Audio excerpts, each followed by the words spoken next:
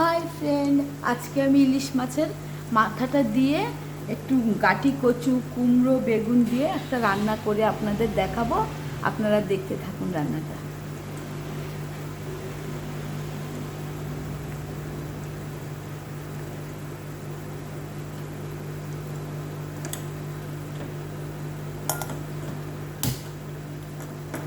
কালো জিরে ফোড়ন দিলাম, শুকনো লঙ্কা আর একটু পেঁয়াজ দিলাম।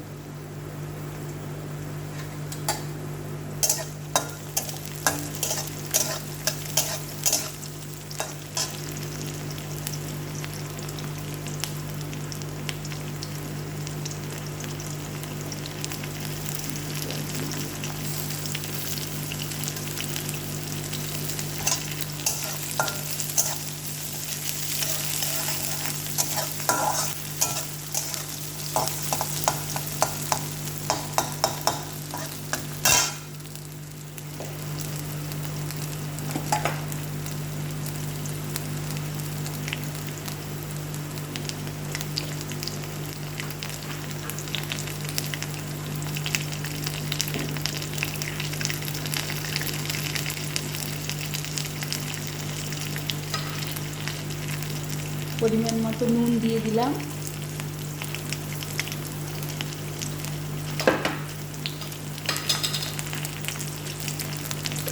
দিয়ে দিলাম।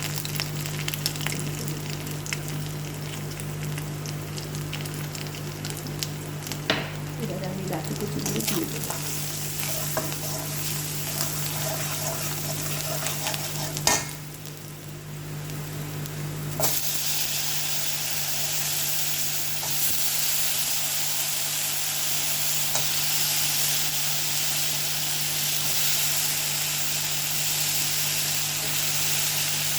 এইভাবে ইলিশ মাছের মাথা দিয়ে যদি গাঠি কচু কুমড়ো বেগুন দিয়ে রান্না করে খান, খুবই ভালো লাগবে।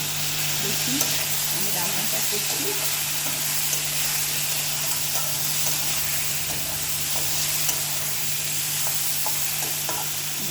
তেল বাড়তে দিই।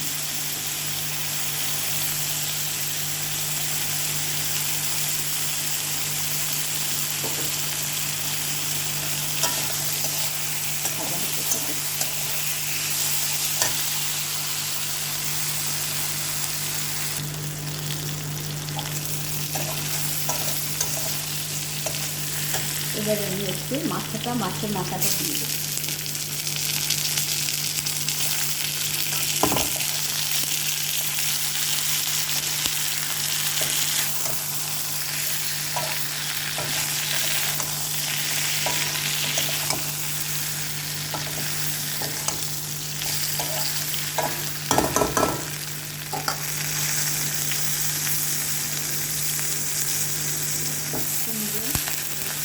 আর বেগুনটা কাটা ছিল, ওটাকে দিয়ে দিলাম।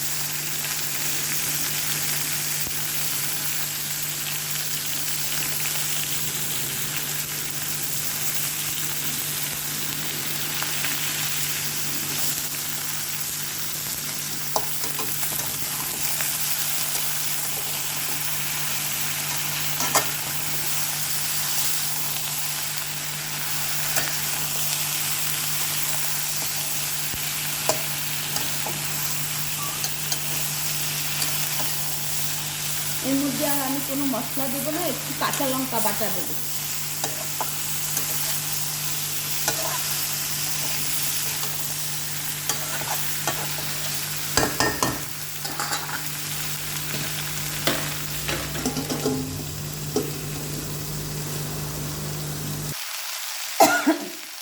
এর মধ্যে আমি একটু কাঁচা লঙ্কা, তার সাথে একটু রসুন দিয়েছি, ওই বাটাটা দিয়ে দিলাম।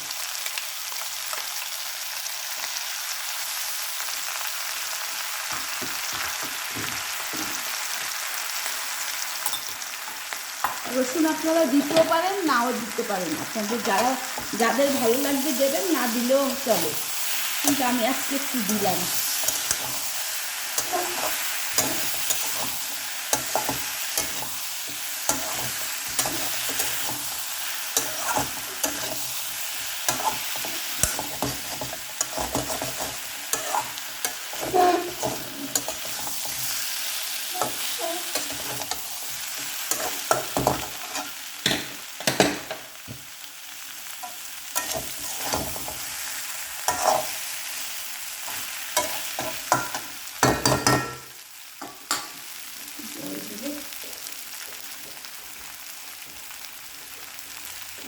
একটু ওয়ার্ম ওয়াটার দিচ্ছি।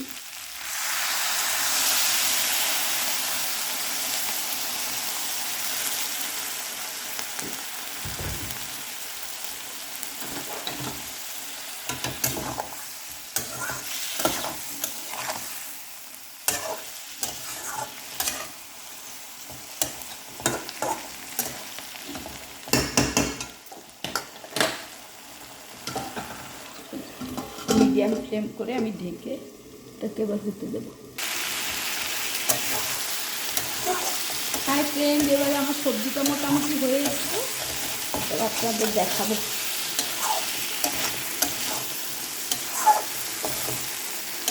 ইলিশ মাছের মাথা দিয়ে যে কোনো সবজি রান্না করলে সেখানে বেশি মশলার একদম দরকার হয় না, মশলার দরকারই হয় না, শুধু কালো জিরে ফোড়ন, একটু অনিয়ন দেবেন,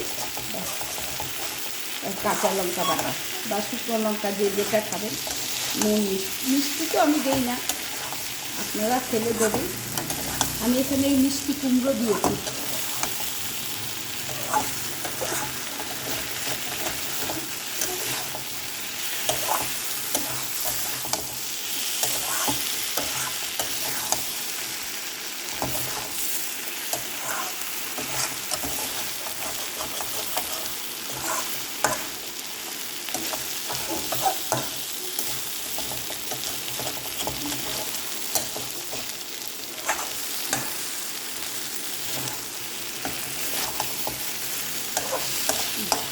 আমার রান্নাটাই পর্যায়ে এসছে, এবার আমি সাজিয়ে আপনাদের দেখাবো।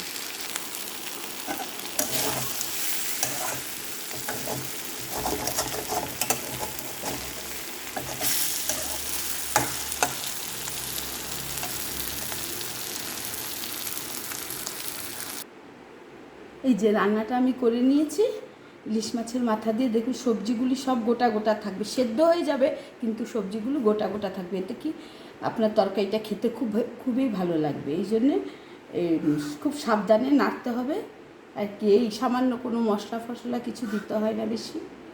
ইলিশ মাছের মাথার তরকারি আমার কমপ্লিট হলো, ভালো লাগলে লাইক শেয়ার করে দেবেন।